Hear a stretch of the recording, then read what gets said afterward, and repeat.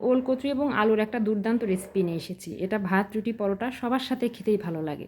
তো এটা করতে হলে প্রথমে আলু এবং ওলগুলোকে কেটে নিয়ে ধুয়ে সুন্দর করে ভাপিয়ে নিতে হবে।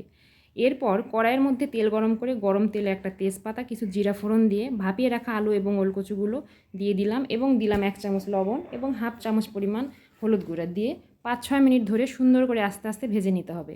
ভাজা হয়ে গেলে একটা মশলা করে রেখেছিলাম, যার মধ্যে ছিল 1.5 টেবিল চামচ পরিমাণ আদা বাটা, জিরার গুঁড়া ছিল 1 টেবিল চামচ, মরিচ গুঁড়া 1 টেবিল চামচ আর কয়েকটা গোটা গরম মশলা দিয়ে এবার সুন্দর করে অনেকক্ষণ ধরে আস্তে আস্তে নাড়তে হবে। এবং এর মধ্যে দিয়ে দিয়েছি সামান্য পরিমাণ চিনি দিয়ে এবার একটা ঢাকনার সাহায্যে ঢেকে রাখবো। ঠিক 3 থেকে 4 মিনিটের মাথায় ঢাকনাটা তুলে ফেলবো। ঢাকনাটা তুলে ফেলার পরে এর মধ্যে আবার দিয়ে দেবো হচ্ছে একটা লেবুর 3 ভাগের 1 ভাগ রস চিপে রসটা দিয়ে দিব। দিয়ে আবারও কিছুক্ষণ নাড়াচাড়া করার পরে যখন উপরে তেল ছাড়বে তখন বুঝতে হবে কষানোটা হয়ে গেছে। এরপরে দিয়ে দেবো পরিমাণ মতো পানি। পানিটা দিয়ে আবার কিছুক্ষণের জন্য ঢাকা দেবো। 2-3 মিনিট পরে ঢাকনাটা তুলে ফেলবো। ঢাকনাটা তোলার পরে ঝোলটা যখন অনেকটা গাঢ় হয়ে আসবে তখন এর মধ্যে ঘি দিব এবং লবণটা আবার একটু টেস্ট করে দেখব। তারপরে আরও কিছুক্ষণ জাল করব। জাল করার পরে যখন ঘন হয়ে যাবে নামিয়ে নিব।